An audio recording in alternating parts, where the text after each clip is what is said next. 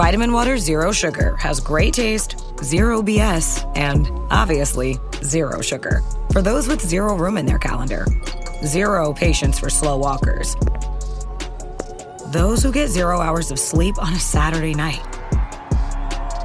have zero filter, zero given, and zero interest in grabbing a plain, boring water. Grab a delicious Vitamin Water Zero Sugar today. This episode is brought to you by Temptations Cat Treats.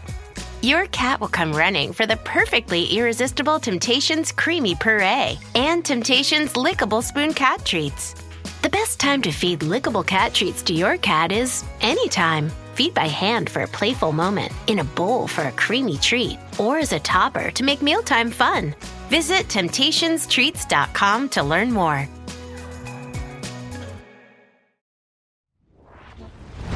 Don't go anywhere. We're going to have a quick word from one of our sponsors, Apex Lab. Elevate your coffee experience with Apex Lab mineral concentrates.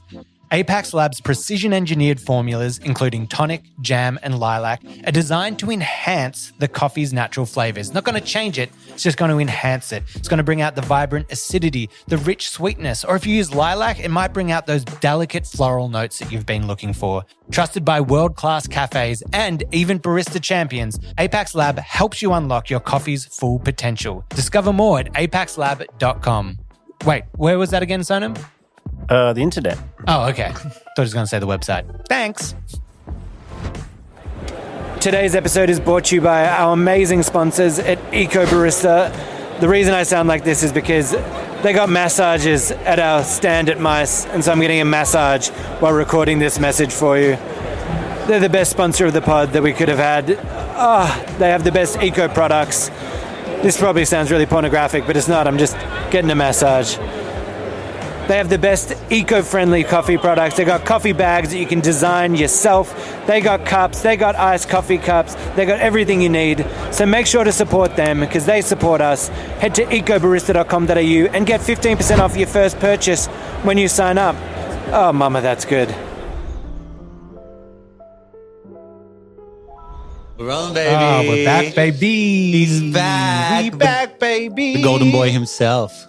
Welcome back to another episode of It's Just Coffee. I'm Rowan Cook. I'm Liam Conroy. And It's Just Coffee. We're really getting pumped up for this one with my great arrival back into it. But the question I have to ask you is, how did Starbucks turn it around in Australia? Today, we have one of the biggest coffee companies in the world on the show, Starbucks. Well, obviously not Starbucks itself on the show, but we have someone that works there with us today. Now, as you may know, Starbucks' adoption into Australia was a little bit rocky and a little bit different from the global success that they've had. Arriving on Australian shores at the turn of the millennium, Starbucks quickly spread across the entire continent, but by 2008, they were forced to shut 2/3 of their stores. Fast forward to 2025 and Starbucks is back with a bang. Now with 82 stores nationally, they're rolling out twice as fast as when they originally launched. So the big question is, how did Starbucks turn it around? In this episode, we're going to talk about what brought Starbucks back.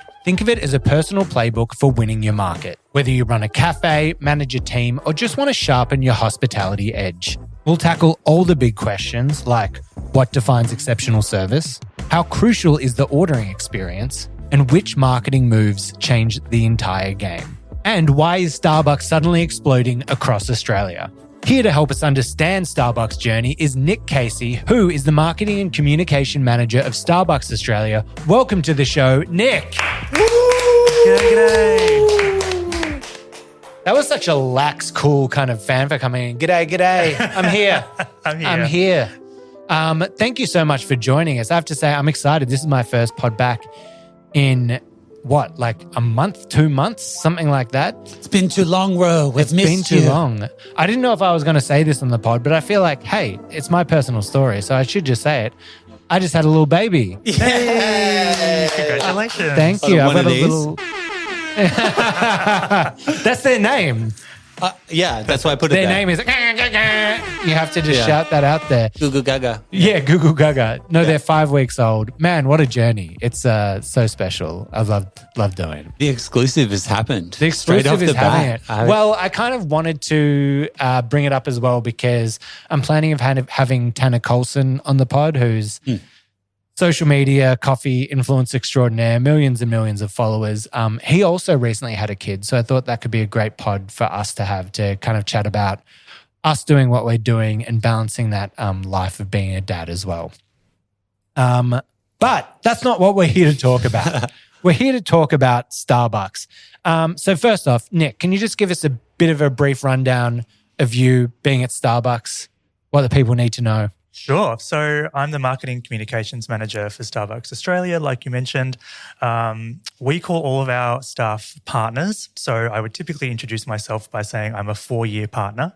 Now, do you get the partner benefits? Are you in that big check, bit of a cutoff, or is it just a nice terminology? I think it's a nice little warm hug of terminology for sure. Yeah. But yeah, so I look after pretty much everything that has the Starbucks brand on it in Australia, from the jacket to our shop fronts, and everything in between. Now, if you're watching on YouTube or any of the shorts here, the jacket, fly as hell, looks amazing. Jelly. But you're telling us that this is also just a sample. This jacket is not mass made, which was upset because when you walked in, I'm like, why is he not bringing us a gift bag with these Starbucks jackets in it? You got to keep it exclusive. Yeah. You know? It's got to keep the kids wanting more. Yeah, well, free brand placement. I'm sitting here with my La Marzocco jacket on, so they gave me a free jacket. So now they're just getting the free plug here on the pod. I feel like they owe you for that one. They do. I want to see that paycheck coming in. Now, before we start grilling you with all of the questions, I just wanted to give a little context. Let's just dive into a brief history of Starbucks, where it all began and how it grew to the giant company that it is today. So, first opened 1971 by 3 university friends in Seattle. We all know classic Seattle. That's where it all started. For a decade, it was a single store that only sold coffee beans, leaf tea, spices, until 1982 when a young New Yorker named Howard Schultz walked through its doors. Under Schultz's guidance, the coffee chain grew from fewer than 20 stores to more than 100 in only 4 years. And then in 1992, he took the company public. And at the end of the decade, Starbucks had some of, 2,500 locations in a dozen countries, which is massive. And then as of 2025, Starbucks is a Fortune 500 company with 40% share of the US coffee shop market alone, which is insane. And there are now over 32,000 stores in 80 different countries, which is wild. In Australia, the first Starbucks opened in 2000. So that's what we're going to be talking about today. Starbucks Australia. It opened in Sydney. By 2008, Starbucks had 87 locations across Australia, roughly 11 openings per year. Later that same year, though, Starbucks closed 2/3 of its Australian locations, reporting $105 million in losses in the first 7 years. But in 2014, Starbucks sold their brand license and the remaining 24 stores to billionaire Russell Withers, who brought 7-Eleven into Australia. And as the years rolled on, Starbucks started to turn a corner, and in 2023, in the financial year, it broke into profitability for the first time, and as of 2025, some would say Starbucks has carved out a space for itself in the Australian coffee scene. Does that all sound right to you? Absolutely. There we go. So we're going to break down all the things that happened to kind of turn that corner. Obviously, they were all the decisions that you made. You were the 100%. main reason that Starbucks turned the corner. Absolutely. We're going to break down customer experience, Australian locations, ordering, products, and of course, all those amazing ice drinks that we're looking at. Now, the first thing that stands out to me is the visionary customer experience that sets Starbucks apart. Mm-hmm. It did it from the beginning. Mm-hmm. So how do you create a standout coffee experience? We always boil the experience down to one word, which is connection. So making sure that every single customer through one of our stores, whether it's in the cafe, in the drive-through, via a mobile order, is still offered that moment of connection with the barista, handing them their beverage, using their name, making eye contact with them. And you forgive kind of all nature of sins. If the coffee isn't perfect and we need to make it again, sure, we'll make it again. Or if the cafe is busy and you've had to wait, then all of that is kind of mitigated by a really fantastic connection. And of course, we do everything we can to make sure that every point in the experience is exemplary. But if you don't make that point of connection between the barista and the customer, then there's no point in doing it. There's no point in being there. Underlying all that, there's craft, and then there's consistency, and there's all the other kind of buzzwords that go into making sure that we're delivering a standout experience every day, speed of service and clean cafes and all the basics. But the reality that we talk about every single day, and the thing that we probably measure more than anything else by various metrics, is that point of connection between a barista or a Starbucks partner, as we call them, and a customer. Yeah, and that's the resounding thing that I think I hear from everyone that comes in that works in the industry is like coffee is about connection, whether it be the barista to the customer doing that, whether it be the people that are coming in that are connecting over the coffee they're ordering. It's all about those like conversations connected, especially at the start of your day when you're coming in before work. You just want like a little bit of a pick-me-up to get you going, not just the coffee, but that experience. Yeah. So is there training for those like in between skills? I guess like what you're talking about, that connection, that conversational thing. Do you like vet people for like natural tendencies, or do you like guide people like other partners, Starbucks partners, to like kind of build that skill set up? Yeah, absolutely. I mean, it's the thing that we recruit for is personality. It's the ability to hold a smile and mean it. You know, we can teach you everything you need to know about being a barista, and we've got an amazing, there's 6 weeks of paid training that goes into becoming a barista at Starbucks, but at a minimum. But what we're looking for in the first instance is, are you going to make that connection with a customer? Are you going to stick your head up above the bar, over the top of the coffee machine or around the corner of the fridge and say, hey, it's good to see you? That's the most important thing. And it is hard to teach, absolutely. So we definitely try and find a way to recruit for it. But then we've also got extraordinary partners across our business who've been doing this for a really long time, who are just experts in imparting that wisdom to their partners in their stores and coaching them and leading by example in that as well. Liam, I'm so proud of you. Look at when he asked the questions and he said Starbucks partners. He even used the terminology. He just came straight in. In your view, what are the key principles of customer experience that you could apply to any cafe, for smaller cafes as well? I think you have to read the room. You'd have to know that so many of our customers on any given day are there because they need or want a coffee quickly. So all of the experience that goes into that should be around consistency, speed, that quick moment of connection, and then getting somebody on with their day set up and ready to go. So, we spend a lot of time thinking about how do we increase dwell time in the cafe, or, indies are spending a lot of effort into signature bevs that are really craft focused, which is amazing, and it's building a huge industry. But, 90% of our customers every day just want a coffee and they want to get going. So how do you make sure that you identify that need, that you read the room, that you take the ego out of that conversation and you go, I'm going to here now deliver you a really great coffee experience, and then release you back into the world. Yeah. I used to get such a kick out of like doing those little moments for people that stood above. I remember like at a cafe I used to work at, Snow Pony, I'd like sit and I'd see a customer's car going past that I recognized and I'd be like, oh, they're pulling up. I'd be like, quick, get me the large skinny latte with 2 sugars doing that. I'd have it and I'd like put it behind the register and they'd walk in and they'd order and go, perfect, there you go. It is. And they're like, what? I'm like, so your car pulling up. And it's they're the just best like, version of the experience we can offer. And when we get to know our regulars and we can anticipate that need and just completely streamline that experience, customers love it, but also the partners love it too, because they feel like they've done something really meaningful for that person in that day. And, you think about Starbucks as an enormous global company, as you mentioned, 36,000 stores and 600,000 employees. But we get this amazing feedback from customers every day who have gotten to know our teams in their stores and still developed exactly the same relationship with their local barista as you would expect from an indie cafe. Yeah, absolutely. It is interesting as well. I find a big sign of it is as well how well the staff are treated in doing that? Because I've realized, and maybe it's as I get older as well, but just going into a place, I'm like, why did I like the experience there? I'm like, was it the quality of this? Was it that? And obviously that has to be at a certain level. I'm like, oh no, it's just I felt like I was welcome there. They didn't grease me off the second I walked in a door. And they were like kind to me. And I get that. I'm not blaming that on the staff. Most of the time, if you have staff that are like treating you badly or doing that, it's probably because they're working at a place where they're not being treated well and they're not enjoying it. So I think that's a huge part as well. And when you have those staff that want to create that, that's what hospitality is about. You want to create those moments for people. Have you watched The Bear? Mm-hmm.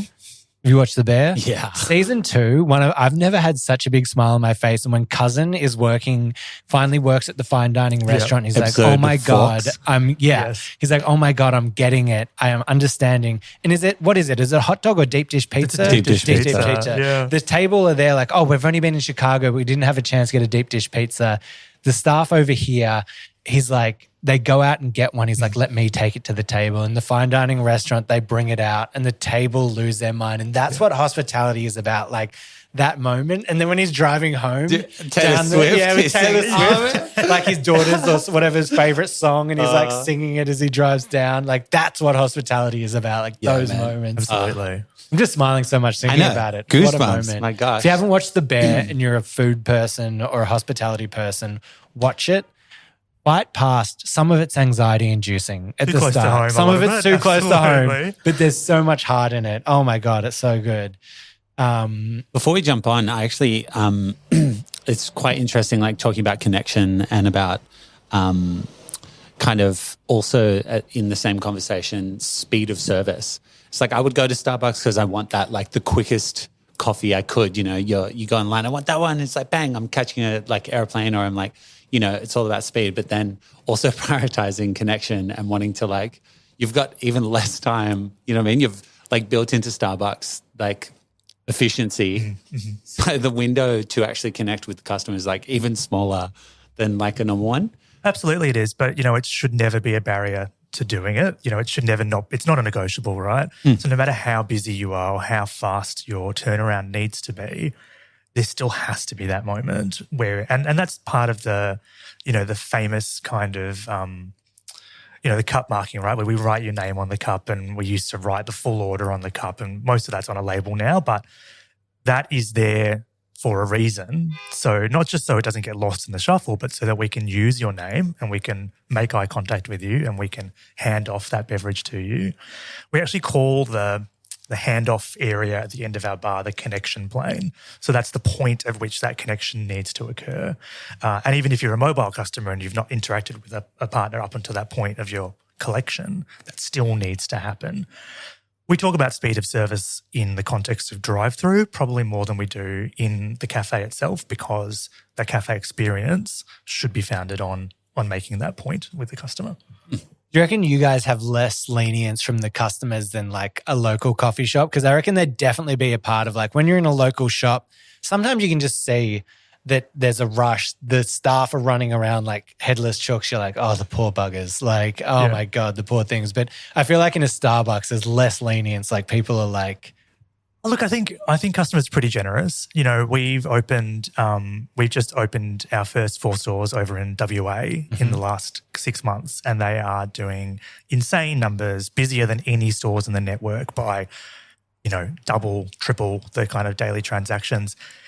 And it's been really heartening to see customer feedback saying it was really busy, but everyone was really friendly. Or I know that I could see that they were working hard to keep up with the demand. And that's all you can ask for, right? That, not everyone's going to be patient all the time. You're not always going to have a customer who is willing to wait or is willing to forgive the wait.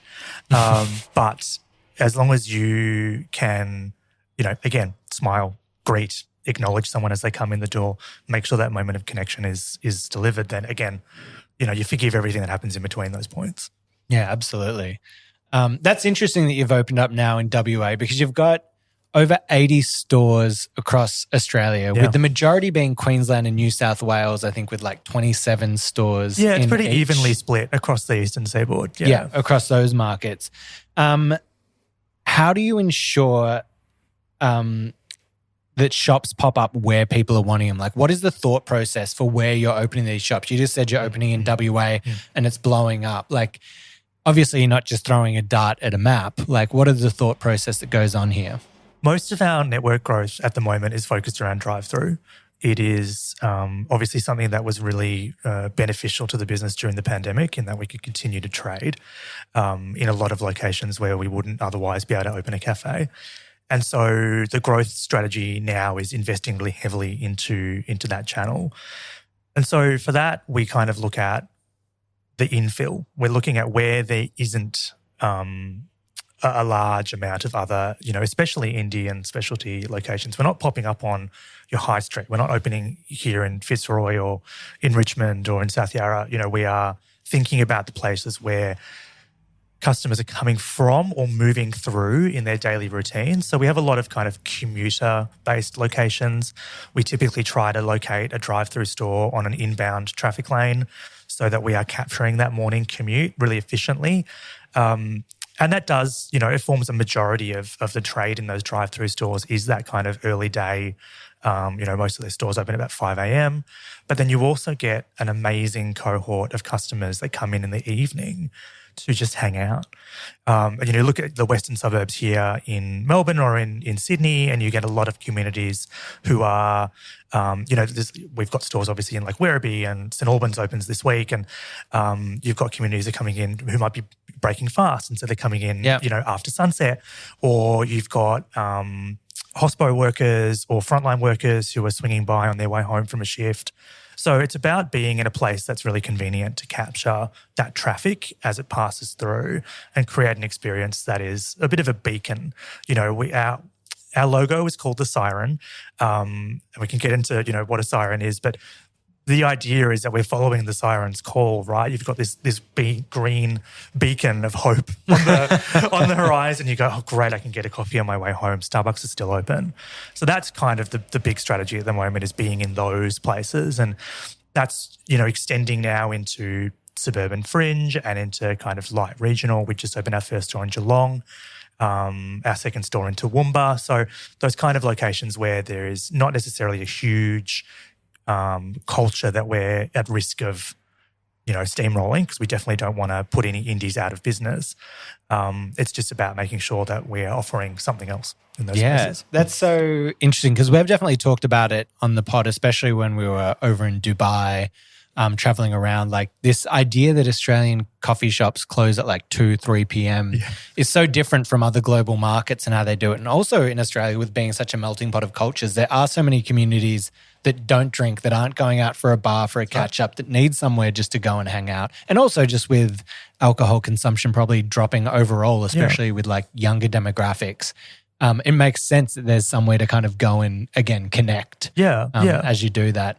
That's so interesting about the drive-thrus, because, again, that's these different markets of like Australia versus the US and like how it works, where I think that kind of culture's more accepted there. Do you think that, you were talking about COVID, do you think that kind of like opened people's eyes to it and normalized like, oh, this is an easy experience, this is actually quite good? Or where do you think that the pickup is mainly from that? Yeah, I think so. It's Starbucks has invested in drive-through globally for a really long time, and there's some markets, you look at Korea, for example, where drive-through is their primary store type, and they've got some incredible tech to support that experience and to kind of drive how that works. For us, it was always I didn't know you had drive-through. Well, that's weird. But then you look at the rest of the landscape, especially in QSR, you look at Macca's or GYG or even Gloria Jeans, and drive-thrus are popping up everywhere, because what we found in modelling through the pandemic in terms of how many partners we needed in a store and what kind of routines that looked like and what was the minimum that we could carry, it gave us a lot of sense of efficiency in terms of how those channels will operate. So now we're focused on what happens in those channels, what happens in the drive-through lane versus what happens in the cafe. And every one of our drive-thrus has a full-size cafe attached to it. So we don't have any drive-through only locations in Australia. They're all, a full Starbucks store experience. I think our smallest cafe is still 30 seats. So there is still all versions of a Starbucks experience that can be had from those locations. If it is that late night hangout or it is that early morning commute. Both of those are covered really well, which just, continues to grow all the occasions or reasons to come and visit us. Can you tell us what the split is between drive-through and restaurant? At the moment, we're about 60-40 in favour of restaurant, and that's basically because of the historical footprint. So there's been a lot of expansion into shopping centres. I know you guys have been talking a little bit about Chadstone on the pod recently, and we've just reopened Chatty after 2 years without a store there, which was pretty tough.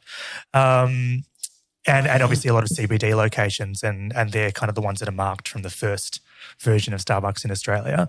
By this time next year, that will have flipped. We'll definitely have more drive-throughs than cafes by that point, because the next 50-odd stores in the pipeline, and we're opening at a crazy rate, are pretty much all drive-throughs with the exception of a couple of bits and pieces here and there. Yeah, that's so interesting. I mean, like I look at it, not to steal your market on doing that, but even from a specialty sense, I wonder if for like the smaller shops, if there ever is, there's a few places that have done it, but you kind of go, maybe there is that more of a market for that drive-through and that convenience. It'd be cool to kind of see people maybe tackle that because not everyone has the time now moving through. Why do you think that it's starting to shift that way into it? Do you think it's Australians and that having less time, having busier lives, or what do you think that mark is of wanting more of this drive-through convenience? I think there's definitely a component of that. There will always be a convenience aspect that goes into it, right? And Australia actually has a really fantastic convenience coffee culture. You look at 7-Eleven, and that's always kind of cornered that part of the market. So for us, there was definitely that conversation around how do we get somebody something quickly and consistently.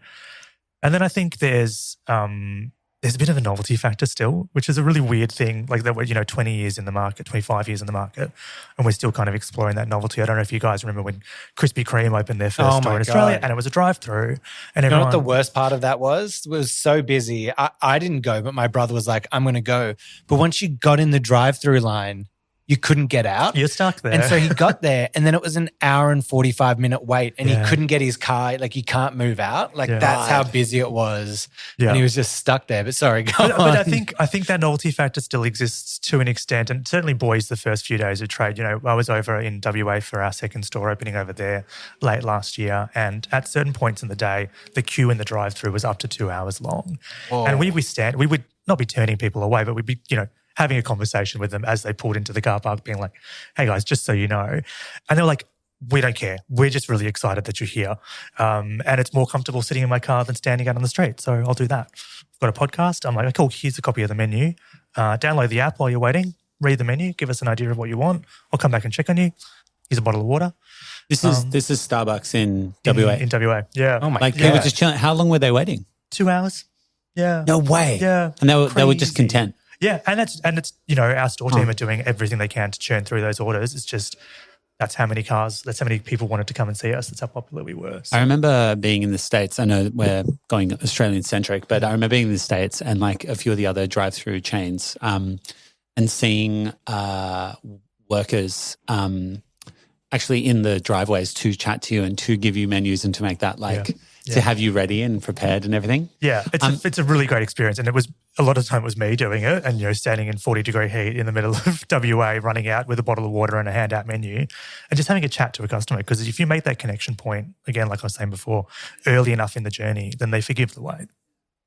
You were chatting, that completely makes sense, like kind of almost flipping the script and like what you were saying, like you shock, bro, when you see the customer drive up with their car and you make their coffee and you kind of like flip the script. That was always my kind of prerogative with Hospo was you kind of shocked them. You'd ask them an odd question that made them go, wait a second, oh, you're so engaged with me right now. You're like, how was yesterday's basketball game with your son? And they go, it was really good. Here's your coffee. They go off going like, how did you know that? But a similar thing, you being in the driveway, having someone there to be like, here's the menu.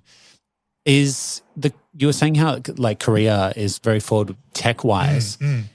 Are you implementing things there, or is it more to do with that? There's more people in the line, more like where is the efficiency coming from, and are you implementing that here? Yeah, look, we're definitely looking at it. So, I mean, Korea is a much bigger market than Australia. We'll caveat with that. There's over 3,000 stores in Korea, and something like 30% of the Korean population are Starbucks Rewards members, which is just insane. Whoa. So they're using things like license plate recognition so that they can preload your member profile and your order preference before you even get to the box, so that they're stacking and preparing for you, so that experience is streamlined.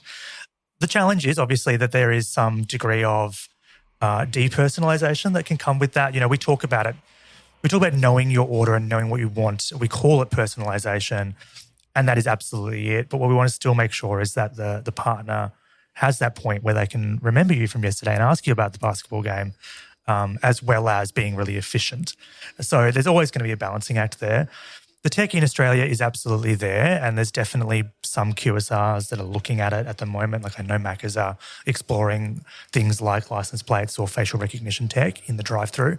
Just do license plate. Facial recognition makes you creepy. Just a little bit creepy.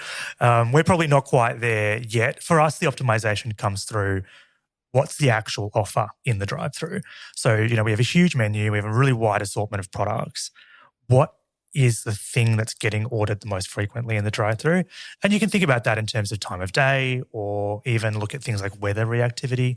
We've got digital menus now that can respond to weather or other kind of external assets. And so then if you're streamlining that experience to the simplest bevs that are the fastest to make, that you can do well and you can do consistently. Similarly with food, we talk a lot about the one-hand eat. So what's the product that you can go through the drive-through with a toasty or a bagel or something in hand that's not going to take a lot of managing once you get out of the drive-through lane. So you build efficiency through the product and through that experience. Did you say you do it based on weather? You can do. What's examples? We haven't got that switched on, but the signage tech that we use enables for it. So we could say basically here's a regular menu, here's a cold menu, and here's a hot menu, for instance. Right. So if it's above a certain temperature, we might skew more towards cold beverages on the menu because we're guaranteed to sell them. That's cool. I can't wait for the first murder trial to be solved by the person getting caught because they went through a drive-through McDonald's, and it's just they were escaping across the border, but they went and ordered a latte with 2 sugars at McDonald's. It's already happened. And they scanned it's already happened. They scanned their face. Happened. I need to know what coffee order a serial killer's ordering. It's best not to ask. Yeah, it's best not to ask. Let's not find out because they'll find out it's my exact order. Exactly. And I'll be like, oh my God, no. That's it.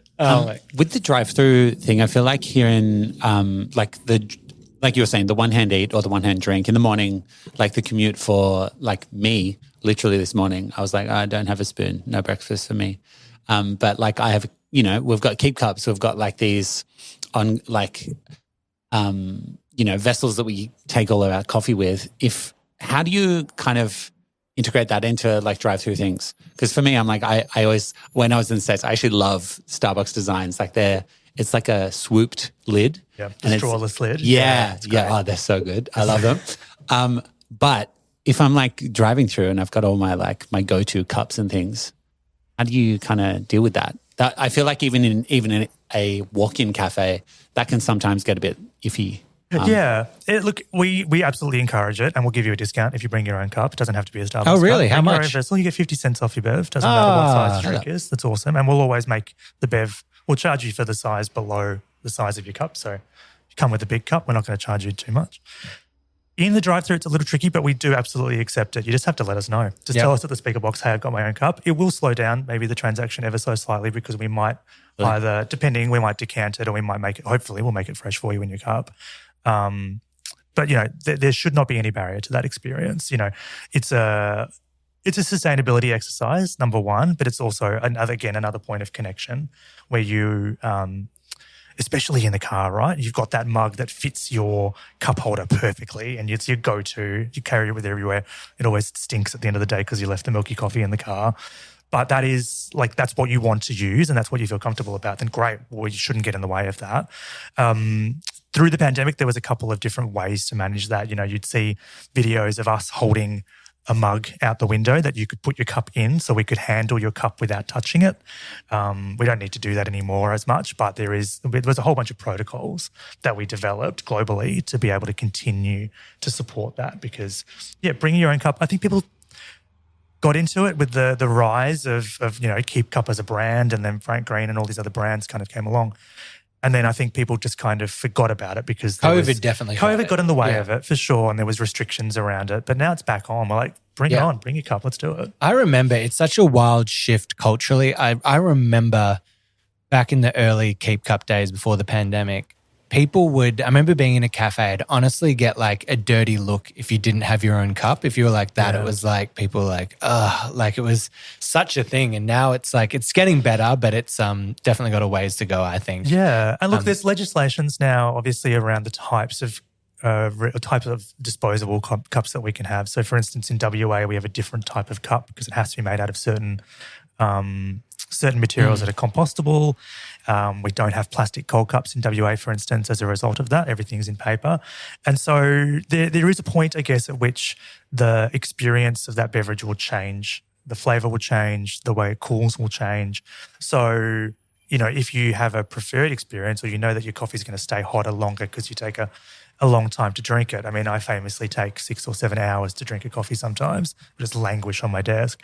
Then people have a preference around those vessels, then it makes sense for us to continue to lean into that and enabling that. You are a microwave, God, no. I'll go cold and I'll just let it sit. Yeah, that's the best way to do it. Yeah. We never asked, what's your coffee order?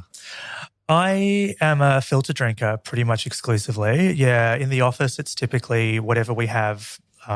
Whatever beans have been bought in that week from somebody who's sharing them, I'll chuck them in the Mocha Master and that'll be my go-to for the week. If I'm out in a store, if I'm visiting a Starbucks store, it's cold brew. Yep.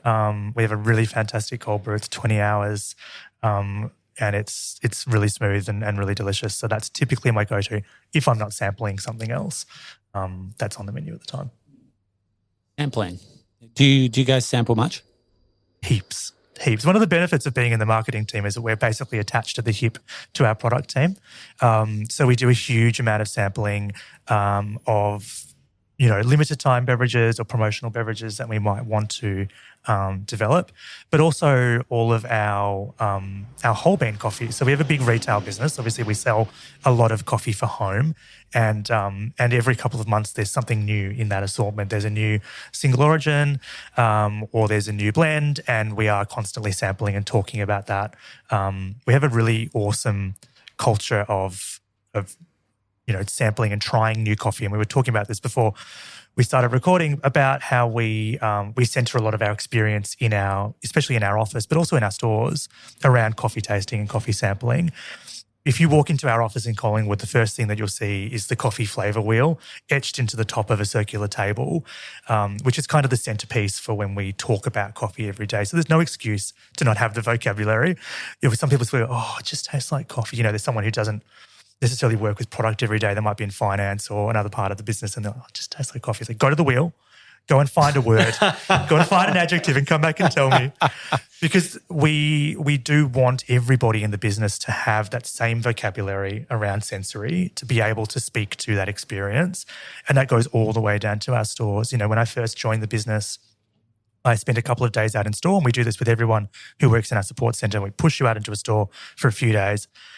And the first thing starts with what we call first sips. And that's you sitting down with the store manager. They'll typically have a French press, maybe a food pairing, a couple of demi mugs, and you're tasting a coffee and you're talking about it. So the first interaction with the brand as an employee, and the thing that we continue to reinforce, is knowing what's in the market. Most of the time, those coffee samplings are not a Starbucks product.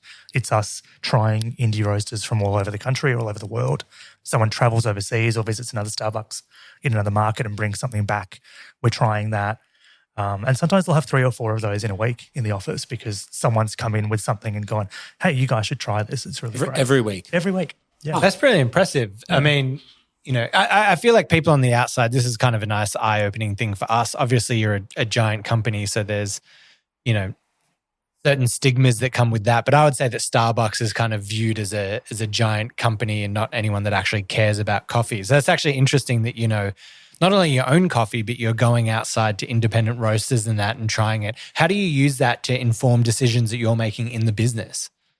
It's really important for us to use, especially what's happening in independent businesses as the benchmark for what's good in the market. We have obviously a really big global supply chain, global R&D behind us. And so quite often what we're bringing to market has been through a few filters and a few places. But for us locally, we're not looking at the local indie as a competitor. We're looking at it as a source of inspiration. When we're thinking about the things that we want to drill into or dial into, or the ways that we want to express specific products or trends, then that's where all the intel comes from. Tasting coffee from different roasters, I think, is a way for us to stay abreast of trends in the market, of trends in flavour. And it has actually led to us to kind of skew the way that we build some of our basic coffee drinks every day. We are beholden, I guess, to using Starbucks' signature blend as kind of the underlying base of most of our espresso. But we've also got things like blonde and medium roasts that are available to us every day. And so we're starting to kind of reformulate some beverages to rely on those particular flavour profiles, just so that they are more specific to the market here. We know an Aussie customer likes a lighter, smoother milk-based coffee more than necessarily a big, punchy, bold espresso every day. So we're moulding and changing our menu to suit that. Okay, run me through, because this is a specifically Starbucks thing. The blonde. Can we get a brief? Like, how much can you tell me about like what it actually is? Is it just a light roast coffee? Is that all it is? For whatever reason, we call our light roast coffees blonde roast. It would just be the color of it coming out, right? Crema whites. It's a lot blonder. That's right. Yeah. So we have a Starbucks core blonde that is available in all of our cafes every single day. Encourage you to try it if you haven't already. It's like a lot of lighter roasts. It's quite smooth. It's quite caramelly. It's kind of medium-ish bodied with fairly high acidity. So it holds up really nicely in a flat white or in a milky-based coffee. And then alongside that is the Starbucks signature roast, and that is the experience of Howard Schultz coming into Pike Place and influencing that coffee journey that the early stores were experiencing was very much based on his experiences in Italy. So it is a deep, dark, bold, punchy coffee, but it carries flavour really well. And so I think that's where it kind of works for us when we're talking about something that is heavily flavoured, like maybe like a gingerbread latte at Christmas or the iconic pumpkin spice latte, for instance. You still want to be able to taste the coffee underneath all of it. So that's where the signature roast really comes into its own. It's like a masterclass in marketing there, because there's something, and I think even smaller cafes face this issue. You have a product that people know and love and have, but as the market evolves, you're like, well, people are starting to drink lighter coffees. Yep. How do we do that without pissing off a lot of people and do it? And so it's like, okay, we're going to marketing. Okay, That's it's blonde. It's blonde. It's beautiful. We're separating it. We're creating like a different market on doing that, because I see so many cafes where it's like they get like a signature dish that becomes like they're famous for it.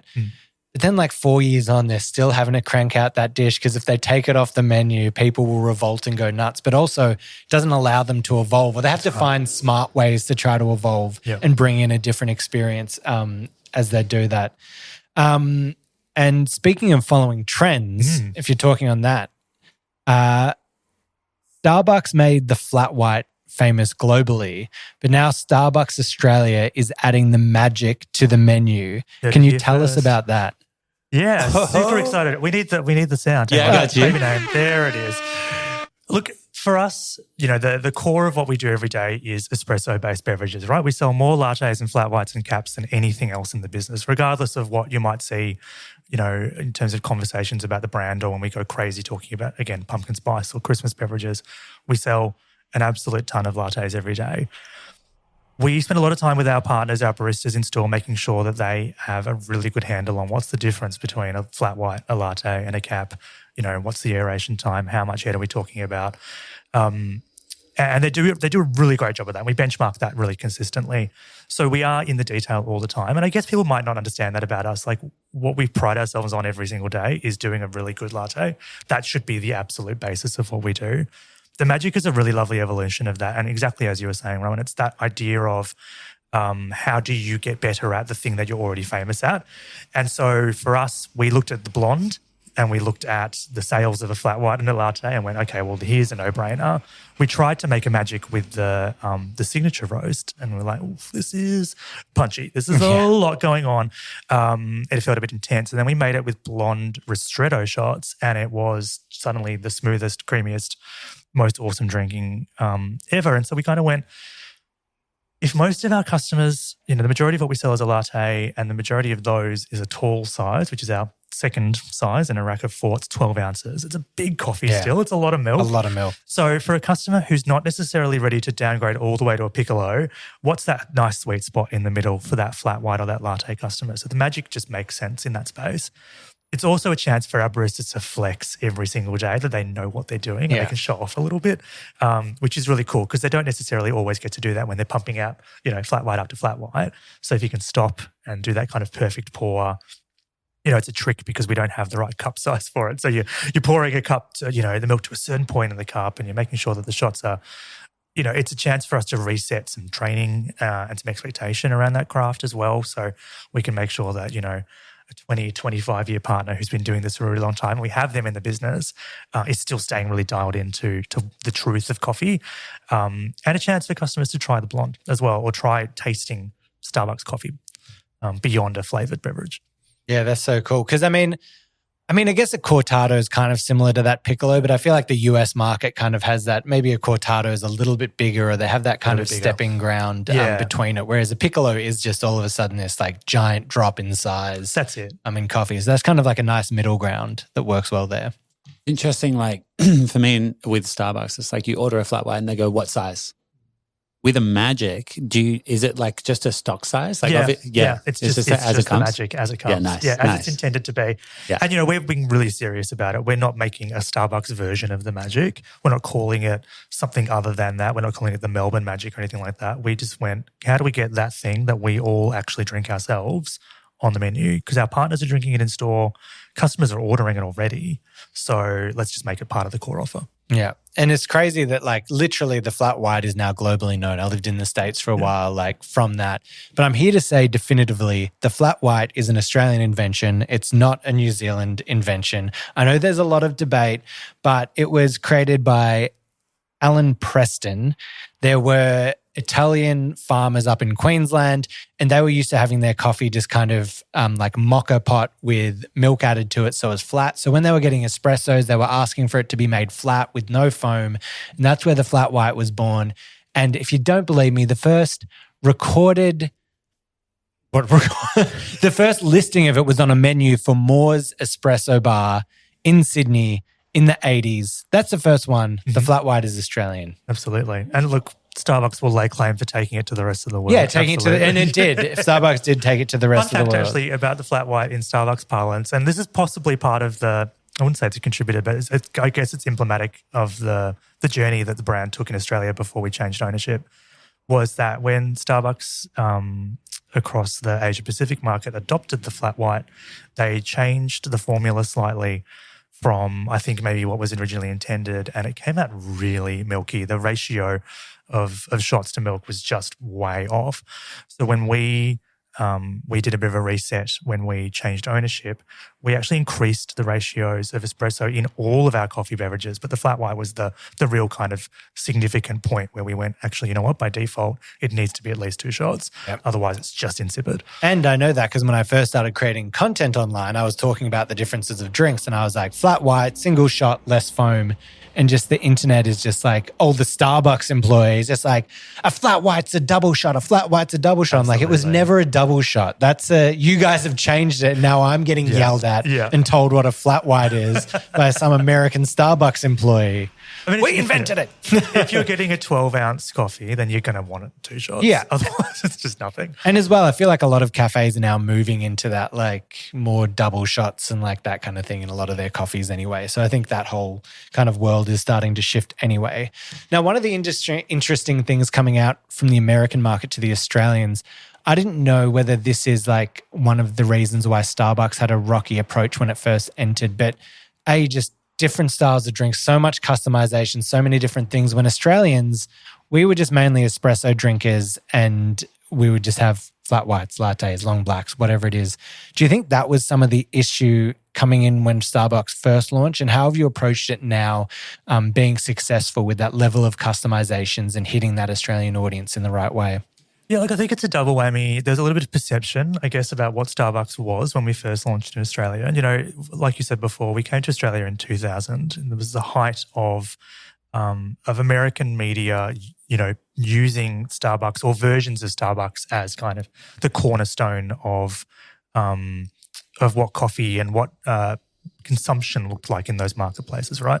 So, you'd see coffee habits coming out of shows like Friends or Seinfeld, and so you have this really kind of idea of, okay, American coffee is just coming out of a pot. It's just drip out of it's been sitting on the back bar for hours on end, and they're just drinking these gigantic cups worth of drip. And so there was a certain perception, I guess, around Starbucks as just being focused very much on brewed coffee, and then conversely having this other brand on the other side of the Frappuccino, of the blended, flavoured, whipped cream topped beverage. And incidentally, the Frappuccino turns 30 this year, so had already been in market for a little while by the time we came to Australia. Oh God, I'm older than the Frappuccino. God damn it. Oh, no. It's a funny milestone, but there it is. I'm going to have that on my tombstone. So invented before the Frappuccino. The perception of the brand was very much, it was one of those two things. It was either it was drip coffee, which wasn't really popular in Australia at all, or it was these blended, flavoured, intense drinks, or it was a Nora Jones CD. It was the soundtrack of a store that you could buy. Yeah. We had the CD rack at the start of the store. You this Nora Jones CD with your flat white to start the day. Exactly. So it was all of these kind of experience drivers that weren't necessarily unique to or specific to the Australian market. And, I'm never going to sit here and say that the brand failed. I think the brand found some opportunities to kind of refocus. And at that point, when Starbucks first came to Australia, it was as part of the American company still being run out of the US. And so adapting or changing the menu was hard to do because of the global supply chain that fed into it, and all of the development and everything that went into it was coming straight down from Seattle. Fast forward 25 years, we're part of the Starbucks Asia Pacific group. So we are, worth caveating, probably should have said this at the top, Starbucks Australia, 100% Australian owned and operated. So we are doing our entire thing here in Melbourne ourselves. We have support from maybe a dotted line up to the team in Hong Kong who manage ingredient sourcing on a large scale and connect us with all the Starbucks global properties like the beans and the brand. But the reality of what we do every day in Australia, all those decisions are made here in Melbourne by our tiny team with a real focus on the Australian consumer. So that's where we've been able to, in the last 15 years or so, be able to adapt and change that offer. So, and I think then the perception of the brand has also shifted over time globally. And that's, become less, I think in the US, they really saw a challenge where the brand went from being a routine-focused part of everyone's daily journey to a little bit more aspirational, really focused on fancy ideas and lots of flavours and crazy drinks. And there's absolutely still an element to that. And it gets new customers through the door every day. So we're never going to say no to that innovation. But there's a big focus in the US and subsequently out here as well on just simplifying that offer, getting back to the roots of really good coffee every day. The US market is still very much brewed coffee forward. It is a huge part of what they do every day. And there's some amazing tech that supports how they can speed up the brew process and have a variety of different beans on the bar at any given time. For us, it's a tiny, tiny percentage of our sales. So our focus remains very much squarely in espresso-based beverages, which is 40% of what we do every day. Right. So it's, it's our kind of bread and butter. Yeah. And I would say, I've probably got American listeners that are going to be like, you're an idiot. But I feel like America has just that level of personalization, but not only for drinks, for anything. You go into a bagel shop and it's like, I want a light schmear, this, that. Whereas here you walk in and you go, I want that one that's on the menu that's already pre-worked out. And even when you say on TikTok, there are the girls that'll do their Starbies order, going through, and they'll even do fun things where they go to the person working there, what's your favorite one? Yep. And it's white mocha with the double pump and a thing with the extra cold foam with the slash of this and a da-da-da-da-da. Yep. And they're like, oh my God, it's incredible. But I'm like, no one that I know in Australia would ever be ordering their coffee to that level. Do you have that customization growing, or like how did you work out the customization for the Australian market? It's huge. It's huge. So we, that TikTok drink that, the white mocha with the caramel drizzle and the chai shots and the whatever. And the whatever, that's the one. It's delicious. Don't get me wrong. It tastes great. It's very calorific, but that's okay. That is huge part of what we do. We have customers come into our stores and just hold up their TikTok and point at a drink and say, I want that. Can you make that? And that's the content that trends the best for us as well in terms of social content. It's when we do get a little bit extreme. And, people, there's all these memes out there, all these, articles that go viral about, oh my God, I can't believe this person's coffee order. It's so long and it's got all these customizations in it. And we're like, bring it on.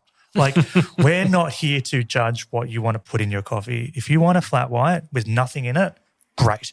If you want that drink over there with all of the bells and whistles and it's upside down and it's shaken and it's got whip on it, that's also great. We have zero judgment about this. And so for us, it's about how do we make sure that customization is super accessible, it's not super expensive.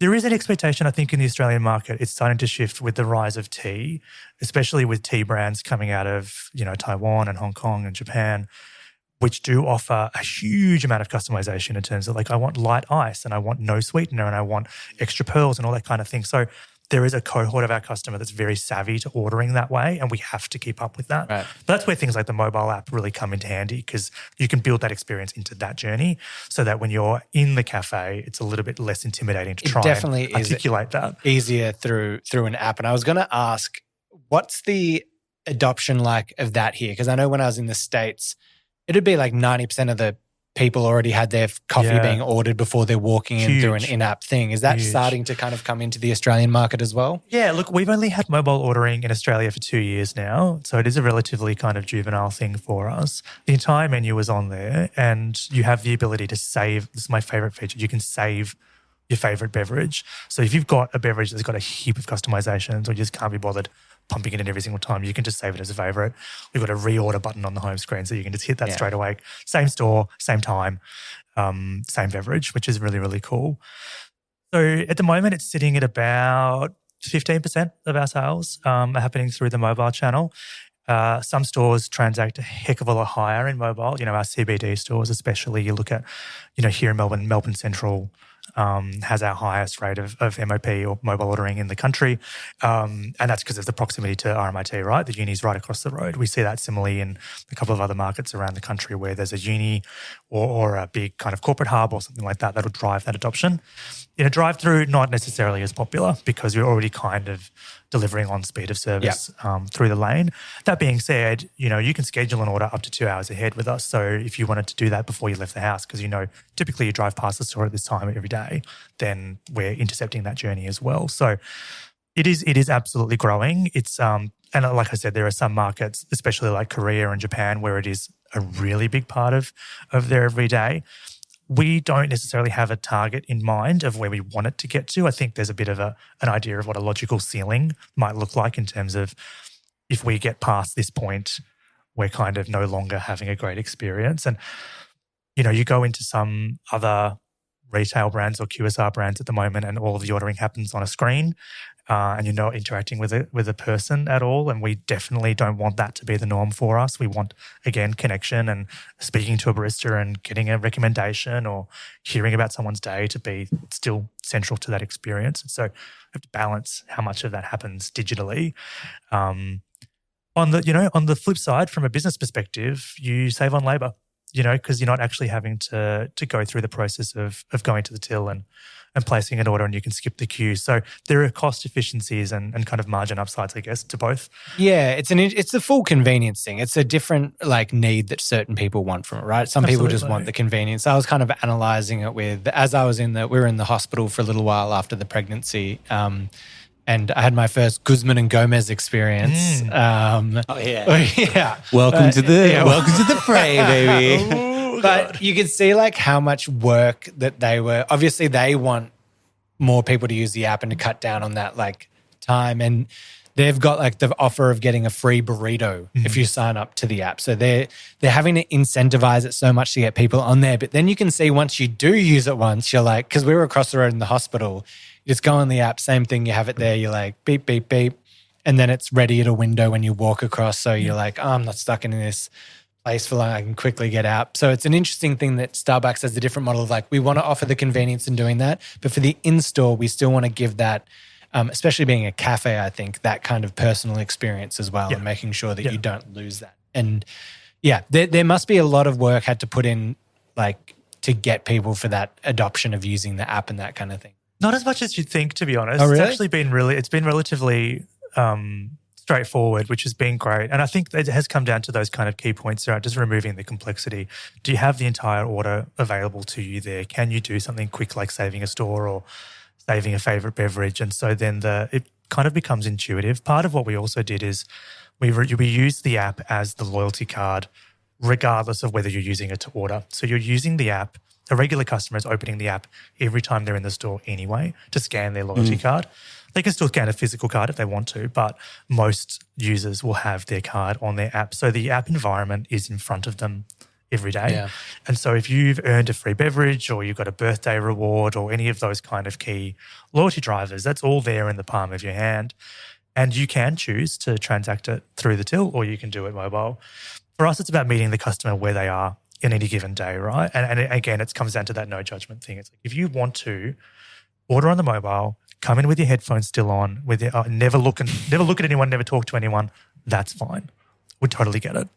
That's I feel like a point of difference in the cafe culture. I know baristas that would refuse service, even bartenders that refuse service if your phone is on or, just from a point, if you're like, no, if you don't want to interact in any way. I saw a funny TikTok of like someone like a Gen Z are kind of going the difference of Gen Z and millennials. It's like millennials want to walk into their cafe and have the person be like, Rowan, how are you? How's the family? How's the dog? Oh my God, how was that trip that you took away? And the Gen Z is like, I don't want them to look at me. I don't want them to acknowledge me. The second they learn what my actual name is, that's when I stop going to that cafe. It's like, I am a ghost. Do not acknowledge me. Yeah. And look, we see it. People use for the weird trend of using fake names in the app, or when they sign up to be a rewards member, they use a Finsta name or whatever, because there is that weird cringe about people being known, which is such a strange thing because we want to be able to deliver the experience that you are looking for. So you kind of do need to let us know you a little bit and let us in. But kids thought that was so funny when they were young, like going to a Starbucks and they're like, what's your name for your order? And they're what's like, your coffee name? Gunther von Schnitzel. and they're like, ugh. And the person behind the counter's like, oh, I hate you so much. And look, I should dispel for a long time there was this prevailing myth that we would deliberately spell your name incorrectly. Yes. For some reason, it kept popping up on socials that, they spell your name wrong so that they have to like call it out more times to get your attention. I don't really know what the logic was behind it. We definitely don't do it. Sometimes people's names are just really hard to hear. Look, but now, obviously, because we're using the mobile app or whatever, if you scan your card, your name's already there, so you don't even have to worry about it. We'll get it right every time. It's like, you got my name wrong. It's like, it says here you inputted that. You wrote that. Sorry. Did you know that parents rank financial literacy as the #1 most difficult life skill to teach? Meet Greenlight, the debit card and money app for families. With Greenlight, you can send money to kids quickly, set up chores, automate allowance, and keep an eye on your kids' spending with real-time notifications. Kids learn to earn, save, and spend wisely, and parents can rest easy knowing their kids are learning about money with guardrails in place. Try Greenlight risk-free today at greenlight.com/Spotify. This episode is brought to you by the Toyota Grand Highlander. From daily routines to life-changing adventures, the Toyota Grand Highlander is spacious, powerful, and ready to take on life's grand challenges. Advanced safety features and innovative technology give you confidence for whatever life throws at you. And it's available in a hybrid Nightshade Special Edition, which includes sophisticated gloss black exterior accents and 20-inch black alloy wheels. Learn more at toyota.com/Grand Highlander. Toyota, let's go places. Now, one of the really interesting things is like most people in the coffee shops will kind of know traditional coffee machines. What is the difference between like a regular cafe's coffee machine and Starbucks coffee machine? What technology are you kind of using to streamline that process and also increase the quality of every cup? So we use a thermoplan Mastrena machine. So most Starbucks stores, you'll see them at what's called the Mastrena 2. Rolls off the tongue. It does, doesn't it? Every store in Australia, Starbucks store in Australia runs the Mastrena 2 machines, and every store has at least 2 machines. It's a 3-hopper machine. So we can run 3 different beans simultaneously through the machine at any given time. So so grind is in the machine. It grinds temps, does everything all in the one machine.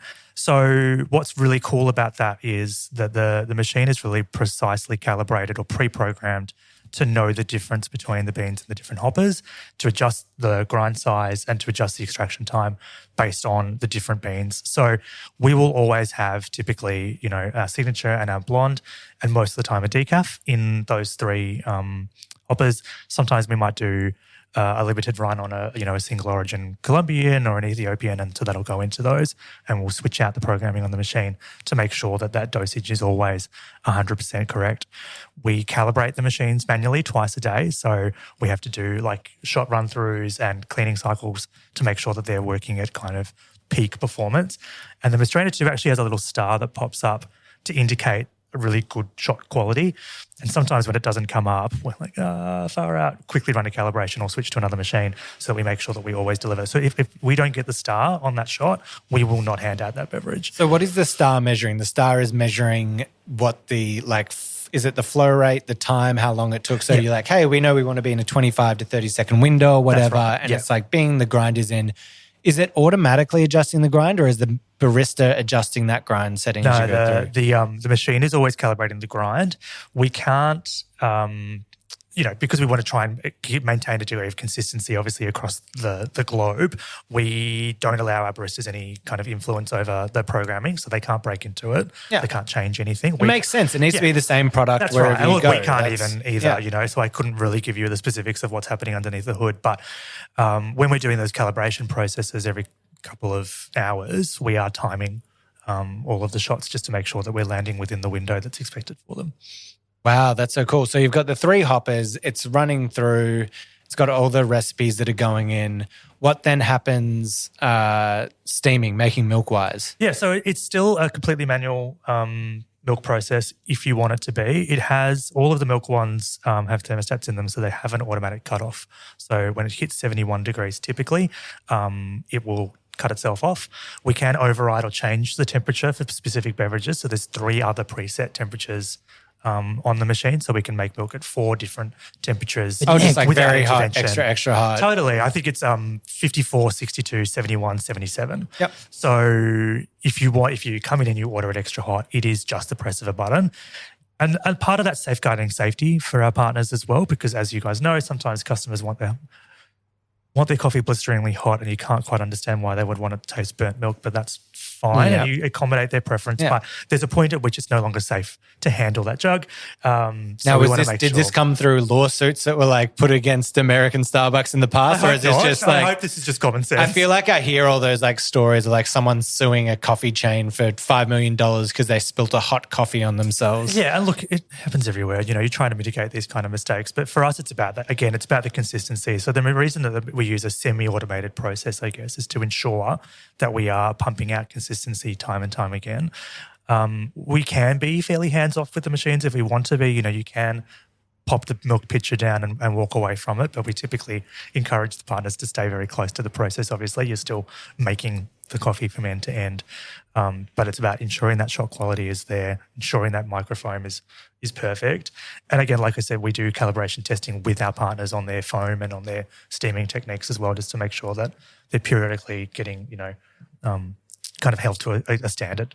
Now, I've always said, if you're a specialty coffee shop and you're hiring like a new young barista to come on, I've always said, don't hire the barista from like some trendy coffee spot down the road. I'm like, hire them from a big chain or something like Starbucks. Yeah. Because I feel like the training and regimenting and like thing that are drilled into them makes them such a great employee. What are the things that you are like implementing in your staff, whether it be for making the coffee like that, making the recipes, and even like, is there scripting of how to like deal with customers? What are the processes there? I mean, there are a lot of processes, and, being a business as big as Starbucks globally, there's a lot of processes, and some of them are very market specific. And so sometimes you have to rewrite the rule books locally as well, which we've done for sure. one of the big things that we work on is, I guess, kind of the cost to time ratio. So every task in a store has a certain amount of time associated with it, whether it's pouring a shot or blending something or chucking something in the oven. And so we know what that is for every single task that our store teams do. And we use that to ensure that we've got the right amount of partners on shift at the right time. So that's based on sales data. So we know what kind of transactions we're doing any time of day. Therefore, we know how many partners we need on to be able to implement that in the most efficient way. We're also pretty strict about deployment. So where our baristas are behind the bar at any given time. You're on the pause, you're on the hot bar, you're on the cold bar, you're on food, and then that'll get rotated through over the course of a shift so you don't have someone stuck in one spot. It then slows down things like collisions behind the bar when you're trying to cross over from blender to machine or those kind of things. So it's about building efficiency in the routine for our partners to do their jobs really, really well. And then, we don't script so much in terms of saying you need to say this. We do give useful pointers, or sometimes we'll offer 2 or 3 ways that you might upsell something. Or when we deliver, a new promotional beverage, for instance, we've got just launched this week our vanilla shortbread latte. We told the stores what food pairings are best. So then if they are looking to upsell food to a customer, they've got a couple of things that they can quickly reach for that are front of mind that they can use. So we do our best to kind of scaffold as much of that as possible. And again, a lot of that is global best practice. Those food pairings or something will have already been thought about or tested by another market, and we look at it and go, yeah, we've got that. We can do that. That's easy. Or sometimes you go, oh, actually, no, we're doing something very specific here in Australia. We need to change that process as well and model on it. So it can be quite regimented, and I think it's the inverse for us. Like when we say let's hire somebody new, it's easier to hire a green bean, as we call them, than it is to hire someone with a lot more experience, because we would break all of your experience and change all of your routines to fit into the machine, I guess. But what we hope is that then develops a really strong set of transferable skills that you can take on into other hospo or retail jobs. I think that's the difference. And I look at you do want, even if it wasn't going to be someone hiring a barista from like a chain or something like that, I would say hire someone who's just young and eager and doesn't know much, so they learn. The worst is when you get someone with bad habits who wants to tell you how it's done and what it is. Whereas I find someone that would work at a Starbucks has efficiencies. They work smart, they work hard, they know when things need to get done. If I'm not doing that at that point, then I can put myself over here and help out in that way. Yeah. And that they know that there's those efficiencies. Otherwise, it'll be people like, hey, what are you doing? I'm like, they're like, oh, there's no coffees to be made. It's like, well, go polish some cutlery or go do this or go do something. They're just standing or sitting down behind the bar. You're never be sitting down in front of customers or doing anything. Yeah, and that's exactly, and the challenge of having kind of regimented deployment can be that, yes, if for whatever reason there's a lull in action on your station, then you need something to do. And we will always have secondary, tertiary tasks that you can pick up and do at that point, because you should always be busy. A customer never wants to come in and see a bunch of idle staff behind a bar. It's insane. And when we've got a big cafe and a lot of stuff going on, there's always something to clean. That old adage, if you can lean, you can clean. It's very, very true. So, we want to make sure, or stop and talk to a customer. Yeah. Better yet, stop and talk to a customer. Yeah, don't talk to another employee. Go out and talk to a customer. Yeah. Now, you were talking before about different recipes and how it's kind of come, whether it's locally or overseas. Obviously, Starbucks has famous seasonal drinks. I know, especially in the States, there's all the pumpkin spice when it comes to and all that. Yep. How do you come up with the signature drinks here? What is what is it like for the Australian market? Because we are quite a small market by comparison to the rest of the Starbucks universe, at 82 stores, we're the third or fourth smallest market globally. Who's the smallest? Probably Brunei. I think Take that, Brunei. One store or 2 stores maybe. Don't quote me on that. But we are kind of at the end of a very long piece of string, I guess. But we are very fortunate as being part of this Asia Pacific cohort, working really closely with the team in Hong Kong on development. So quite often the Hong Kong team will release limited time signature drinks, and we'll have the option to buy into them. So we'll look at it and go, yeah, that feels like it'd be great for our market. We can take that at the same time. And so quite often you'll see the same signature bev pop up in multiple markets within, weeks or months of each other. There are some points in the calendar that we will always hit, pumpkin spice being one of them. That's a global launch, despite the fact that it's a fall or an autumn drink in the US. It's obviously our spring. We typically launch it around the end of August, start of September. Because it's a global moment, I guess, in the Starbucks consciousness. Fans of the brand know it. They expect it. They speculate about the date that it's going to launch. They set their own countdowns. They harass us like you wouldn't believe to make sure that we deliver it on time. And so we'll always kind of do that. Locally, beverages like the Magic or variations on things, we'll go through a couple of different processes. Is there something that's really specific to the Australian market that we definitely want to nail, like the Lamington Frappuccino that we did at the start of this year? That was entirely local. And that was because we used core ingredients that we always range. So in terms of being able to focus or pivot to that beverage is quite streamlined because it's stuff that we have every day. When it relies on a specific ingredient or something a little bit unusual, that's a little bit harder for us to do locally. There's definitely suppliers here. There's definitely access to all of those amazing syrups and powders and additives, but doesn't always happen as easily through here. Quite often we are led by what's happening out of Asia. But that's also where a wealth of knowledge and market research and feedback and trend forecasting comes into play when the whole market can come together. There's 15 markets in the APAC umbrella, when we can all share that intel, say this is what's trending, this is what's working, then that's when we can take the best of and bring that to Australia. Yeah. Is there a signature drink currently that people are just sitting on that you're like, oh, that's actually delicious and needs more love? So at the moment we've just relaunched this week actually cinnamon dolce. So it's like a cinnamon sugar flavoured latte. We used to run it every single year and then the rest of the market stopped running it. But it's sold really well in Australia. I think and we typically bring it out kind of autumn, winter. It's a real kind of warming spice, but it's not too full on. And we absolutely love it. So we've continued to run it. We've just brought it back again this year. And for the first time this year, we've done it in our format that we call an iced shaken espresso, which is a, ice and coffee forward version of an iced latte effectively. And the cinnamon dolce version of that absolutely slaps. It's so good. It's just enough flavour, but it's still a really kind of punchy coffee drink. So really good. Yeah, we've seen the birth of all those drinks, I think especially from the US, but then coming into Australia, a lot of it like through social media with those different types of drinks. What have you found, like what is the power of social media for Starbucks Australia? Like how has it affected you as a brand beyond the global market, just in Australia? Well, it's interesting. You kind of can't separate it from the global market, right? Because the brand is so ubiquitous at a global scale, customers don't make a distinction between what they see from Starbucks and from Starbucks Australia. So quite often you, like I said before, you get customers coming in saying, I want that. And you're like, I can make 3/4 of that, but we don't carry that one other thing or that one particular ingredient. Here's an alternative. Here's what we can do for you instead. So there is a degree of that. The local version of that is absolutely growing, and we're doing a lot more work with influencers and getting customers, getting product into customers' hands for them to try and speak about. But it is, you'd be stupid not to think it's the only way we can kind of connect with customers. It is so, so important.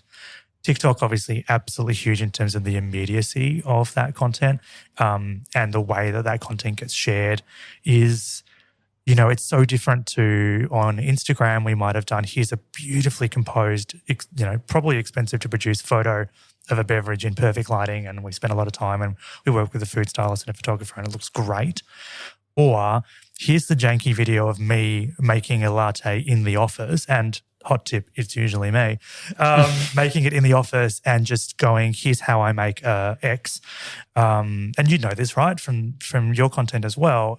That's the best performing because people want to just see behind the curtain. Well, They people just wanna want see the real. process. They don't anything that looks like an Yeah. ad to any point. People aren't interested in. As Completely soon as it feels turned off. approachable, it's like, okay, I can buy into that. But, Yeah, and we're now using that as ad content. We're now using it as paid content Yep. because it performs so much better than anything else we could do that's static or design led. So there's a bit of an evolution happening for us in terms of the way that we go to market with social, in terms of being, we call it faces on feed, right? People first, seeing the beverages in the hands of the people that make it, and again finding those points of connection. And when we do something really silly or we fail, that also does really well. We did the blindfold whipped cream challenge, and we all did absolutely terrible jobs of putting whipped cream on top of a drink, and it makes us look terrible, but it also makes us look kind of much more relatable. Yeah, you're much more humans. human. Yeah, absolutely. Now, what are some funny stories? One thing that pops to my mind with kind of social media having a big impact is Pedro Pascal when he got papped.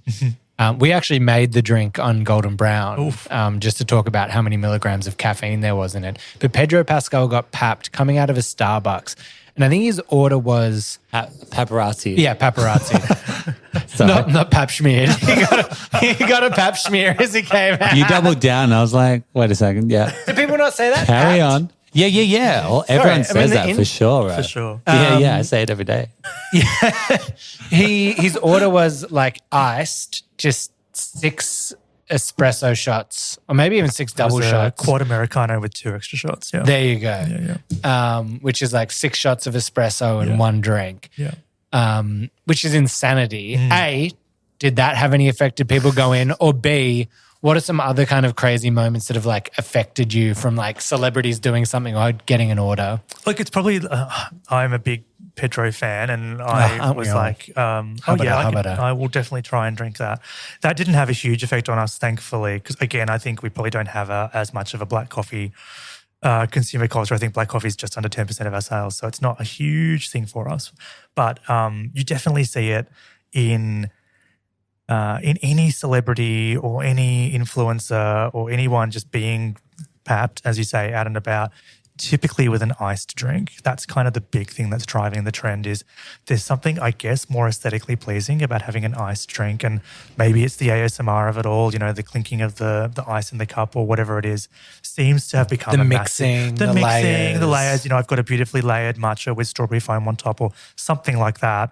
That's definitely what drives a lot of that social engagement, and there's so much content.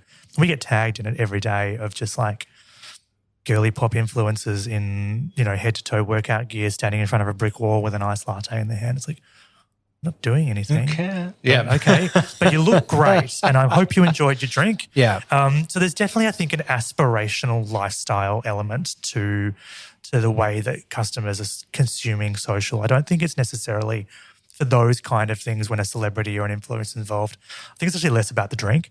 It's more about the brand, or it's more about the visibility of it. And you see it with brands like Erewhon and stuff in the US, where it's about being seen with the product.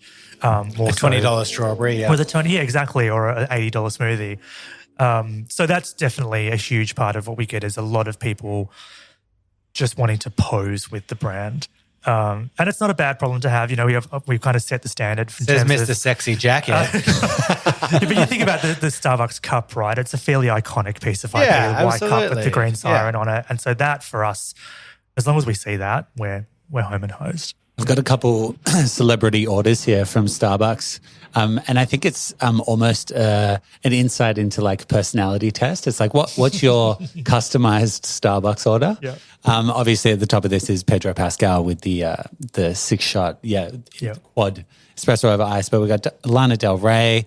She's a holiday season drinker. So she goes the peppermint version of a double mocha.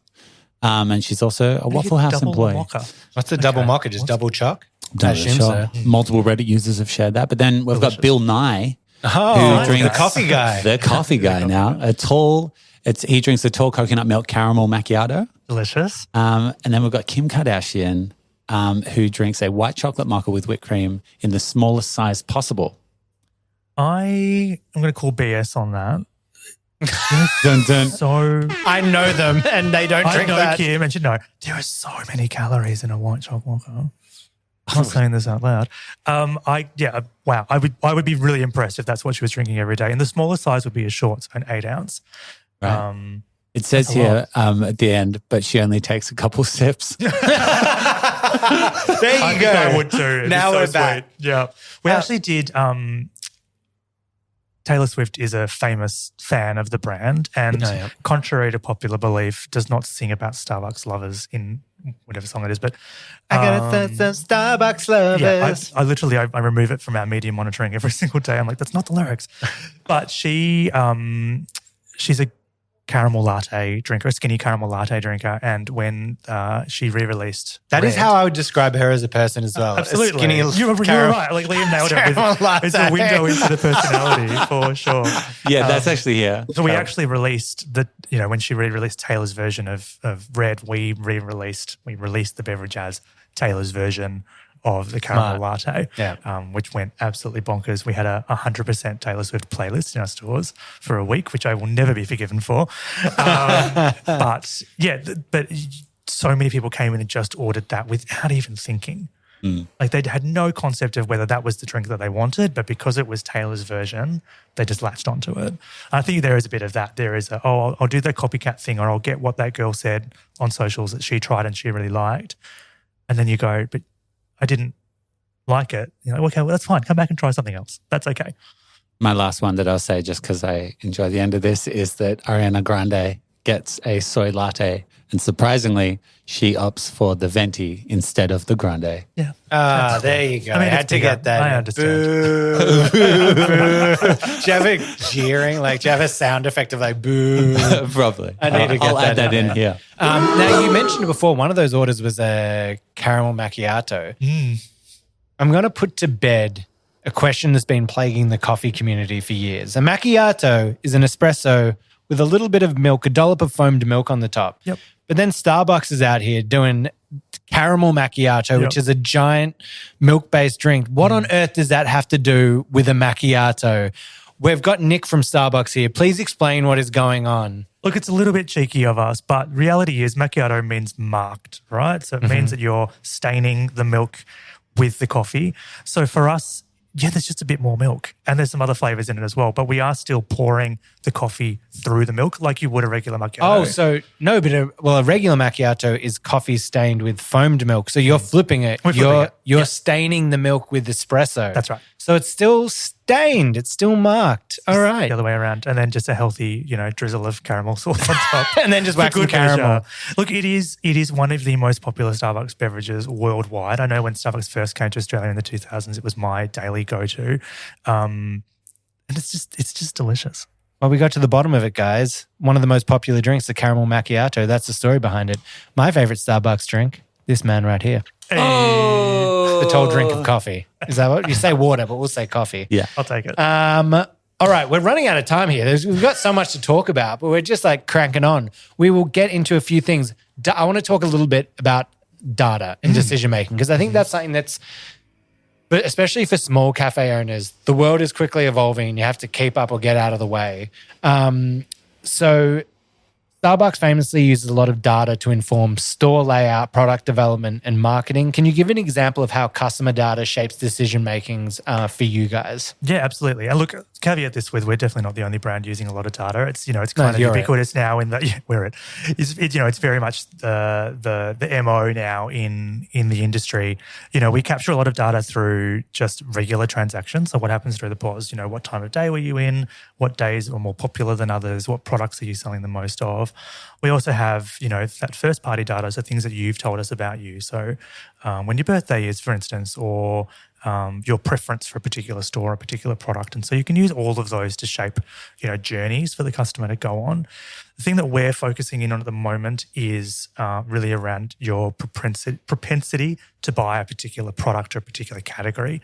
And can we use that to potentially encourage more visits out of you? So last time we saw you bought this. So are you likely to then buy this? And most of the time you're taking a bit of a guess and you can't answer marketers like to get into the idea of we've got the answer to the question before we've asked the question. But the reality is you have to ask both questions and be prepared for one of the answers to not be the one that you're looking for. So in those kind of instances, we might say, okay, last time we saw you bought a caramel macchiato.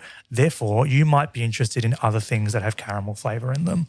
So we'll send you an email next time we've got that caramel beverage to say, hey, do you want to come in and try this? Because we're not going to articulate because we know what you bought last time. We're just going to say, hey, this might be interesting to you. There's two possible outcomes from that. Yes, you come in and buy something. No, you don't. Both of those are valuable insights, right? Because if you did, then we'll continue to encourage you down that journey. And if you didn't, we'll find something else to talk about. So it's about taking both of those outcomes. And, if a customer didn't enjoy the experience of that particular beverage or that particular food item on that particular day, doesn't mean they're lost. It means that you need to find a different way to talk to them. Yeah. And so it's not nefarious. I think a lot of people get this idea that like, oh, you capture all this data about me and what are you going to do with it? And it's like, I'm using it to enrich your experience. You know that I like a sausage and egg muffin. Good. Buy another one. Yeah. It's that straightforward, right? Yeah. And it should just be we are using that data to make your experience of the brand that much better every single day. Spotify does that so well. Like you go into your what is it called? Discover Weekly. You guys need to Discover Weekly, like a menu things. Man, like, I love all this. the data kind of stuff of like going into that and just finding out what people are ordering or like what the most common thing is, or like, did you know on this sad day that after X team lost the football grand final in Sydney that more caramel frappiato, like fat sugary drinks were ordered because everyone was sad, or like, weird things or correlations that like tie into it. Speaking of... Are you sad? You should have this. Yeah. No, but there are so many funny things where it's like the connection, like... I can't remember what it was. It was like after a tragedy. Not to talk about tragedies, but after 9/11 in the States, the viewership of the Food Network just skyrocketed because everyone was so sad and everyone was so traumatized that watching like a drama like Grey's Anatomy, people are like, I can't deal with all this stress. And everyone was just going to food shows because they were comforting and nourishing and warm and fuzzy. We see it in election weeks. Yeah, okay. Yeah, customer behavior completely changes. Typically, we see a little bit of a downturn in trade the week leading into an election because everyone's kind of girding their loins, I guess, for a potential outcome or what it might mean for the economy.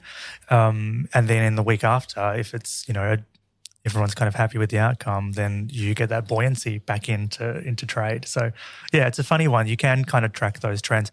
We probably don't spend a lot of time on those, I think, because it's really easy when you have a lot of rich data to kind of hyperfixate on a particular hypothesis or a particular outcome.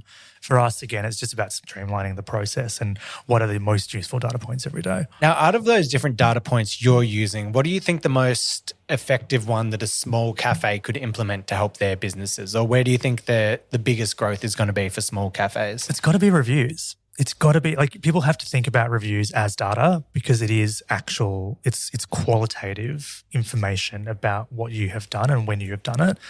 And people don't like to get into the detail of a Google review, or they like to respond to a Google review when maybe they didn't need to. But the reality is if you're a small business owner, it doesn't cost you anything to get that. That data is freely available to you, and it's a really, really useful tool. There are some programs or agencies or people out there that can help you to aggregate that data so you can identify keyword trends. We do that at the moment. We've got reporting on what are the words most used in reviews of a certain star type. So we filter them out and say 5-star reviews, have a tendency to be towards experience or a friendly barista or rather than the drink. So that's sometimes, interesting. Or then a 1-star review might typically be more around a wait time, whereas then, so you find the different trends within the different buckets and you use those. But you've got to treat it as trends. I think it's really easy to look at a data point at a single point in time and get stuck on it. And you have to allow yourself some grace and some time. And I think for a small business, it's going, okay, what did the last 30 days look like? Or what did the last 6 months look like in terms of that trend? Or comparing those two and saying, has it changed? Have I improved or have I moved the needle? Because I think all of that is, the customer that takes the time to tell you what they think is likely to be the customer who's more likely to re-engage with you. So if you can, again, identify the trend and make those little tweaks or changes, then you're in a really good stead. The other thing I would say is, every small business is using a POS system of some sort, whether it's Square or whatever, that gives you so much information about the time of day, types of product, days of the week, all that kind of key behavior. So if you can start to track a little bit of that, for us, what that informs is how much stock we hold of any particular item at a certain time of day, how much we're wasting in terms of food or milk or whatever else, so you can minimize that cost to the business. Do we have the right staff in the right place on the right times of day as well, or the right days of the week? So, if you're a small cafe and there's 3 of you on, and you don't have that flexibility of a big bench of 30 partners to call in, it's, okay, I need to have 2 people between these hours, and I need to have 1 person here on the shoulder because I see an after work pickup and I haven't really thought about that. I wasn't prepared for it. So all of that data as a small business owner is really, really accessible and really freely available to you. Again, it's about trend. It's about manipulating that over time to really get a holistic view of what it is. But also, if you can't confirm or qualify that data by having a conversation with a customer and then reinforcing it back to you, then ignore it. Yeah. Right? Like if you look at the data and you go, well, it's telling me one thing, but my experience with that customer tells me something else, you've got to go with your gut. You've got to trust yourself on that, because all of the data in the world could tell you absolutely anything. And especially now with the rise of tools to disseminate data with AI, we're going to get all sorts of skewy, wild ways of seeing results. And it's very easy to accidentally lean your thumb on the keyboard and skew your results in a particular way that you didn't even know, or that you've got an unconscious bias about. So if you can't qualify that with real world examples and real world conversations, it's not that valuable. Yeah. Now, data, one thing that I want to know, what are the top 5 coffee orders from Starbucks across the country? I'm going to make you guess. We'll start from 5 going up to 1. Okay. No, I'll go the other way around, and then you read them back to me Okay. going from 5 to 1, because I want the reveal. I want to build up to the final one. I'm going to guess, we know milk-based drinks is like kind of where people are going. So I'm going to say latte, number 1.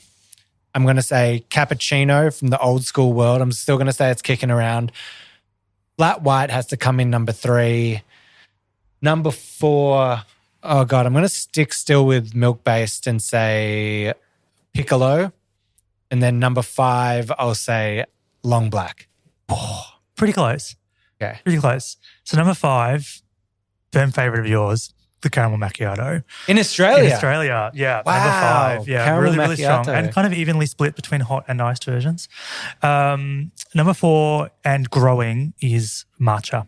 Of course. We would be nowhere without matcha. Like, it is such a huge trend, and it's just absolutely blowing the lights out. So matcha is solidly in that top 5. I didn't even think of that. And that's it's in lattes, it's in iced lattes, but it's also in blended. So the matcha frappuccino is our number 1 blended beverage. And then you're right, top 3 is your flat white, your cappuccino, and your latte at something like 10 million lattes a year. 10 million a year. Jeez Louise. Yep. All right, there you have it. Matcha. Yep. I didn't even think of it. I got the top 3. Interesting to see. I mean, it's interesting in the coffee world. Everyone goes on about black coffee and that's the purest, but then you look at what people order. It's like there are no black coffees in sight. What is your breakdown of black coffee? It's about 10%. 10%. And that's split between something standard like a long black Americano or cold brew. Cold brew is really popular for us. I'd be even interested to take cold brew out of that and see where the other you don't know that, do you? It's about 50-50 in that 10% contribution. Okay, so it's like 5% is black, like long blacks and espressos and that. Yeah. Right. All right, we're running out of time here, so I'm just going to ask a couple more questions just to wrap us up. What is the biggest difference between Starbucks in America and Starbucks in Australia? Espresso. It's about espresso-based beverages. We sell more of that than anything any other one category. And like I said before, the US market is still very focused around drip. They've reintroduced free refills, all those kind of key things. The condiment bar where you can add your own milks or creamers or whatever, whereas customers want one and done, a latte. There you go. There you have it. I mean, it's just the different level of immigration. We had that huge Italian, it's migration. Completely cultural. Yeah. And it's one of the most beautiful things about coffee culture in Australia is that, everyone's involved in the same story. And now, finally, some closing reflections just for our cafe friends that are out there. If you were consulting with a new coffee shop that was going to open next month, what would be the top 3 things you'd tell them to focus on, apart from don't do it?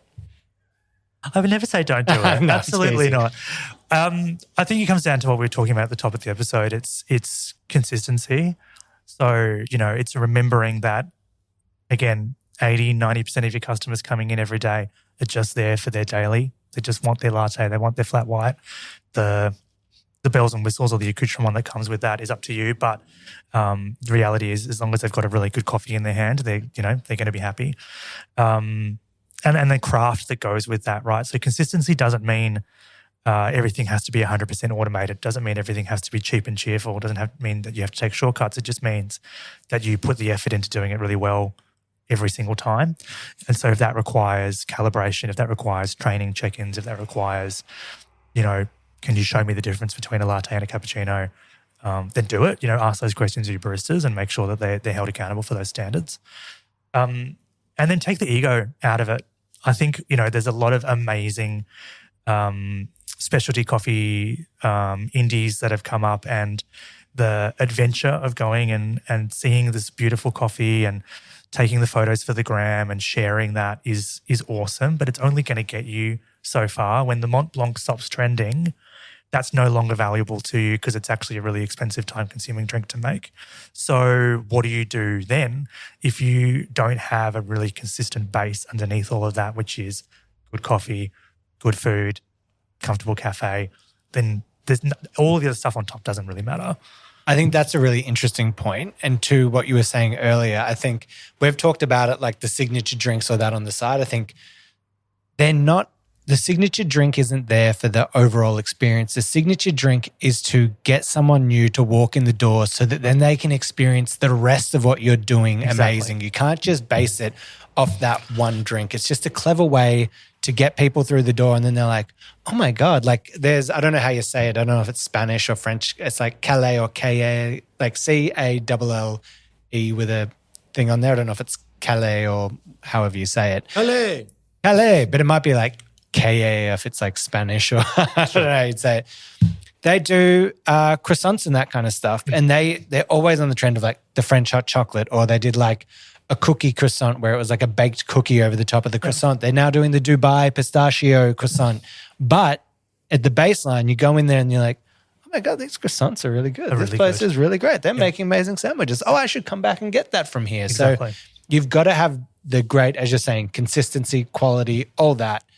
Use those extra little special things as a way just to get new people in the door. Yeah. You drive loyalty through doing something well repeatedly.